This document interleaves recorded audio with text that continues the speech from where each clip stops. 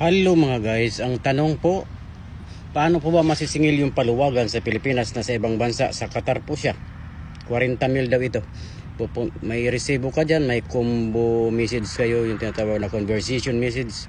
Ipa-screenshot mo yan, ipa-print mo, yun ang ipapidudulog mo sa barangay doon kung saan nakatira kayong dalawa at saka yung irereklamo mo sa barangay.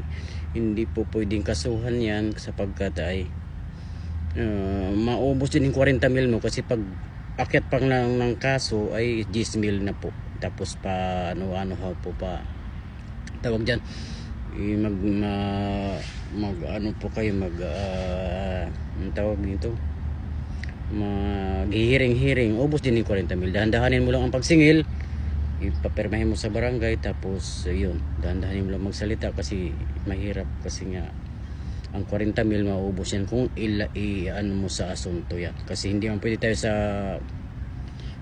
tayo sa public attorney office kasi kumikita tayo ng 15 mil pataas sa buwan. Ang tinatanggap lang sa PAW ay yung public attorney's office ay ang 15 mil pababa ang sahod sa isang buwan. Okay?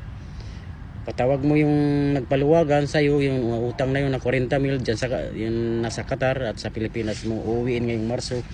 Ipatawag mo sa barangay at mag-usap-usap na lang kayo dyan at pipirma kayo ng hulugan na lang ang pagbayad sa'yo. Yun na lang, dahan-dahanin mo lang kasi ang 40 mil kung ikaso mo yan, estafa, ay mahirap, mauubos din yan, makatatagalan ka pa, mapapagod ka pa, ma-stress ka pa, maano pa yung oras mo. Okay, nasagot natin ang utang at paluwagan daw. Huwag na kayo magpaluwagan mga guys, mga FW. Kung nasa Pilipinas ang paluwagan, huwag natin ideal sa online. Okay, thank you. Kasama si EG ng Uman.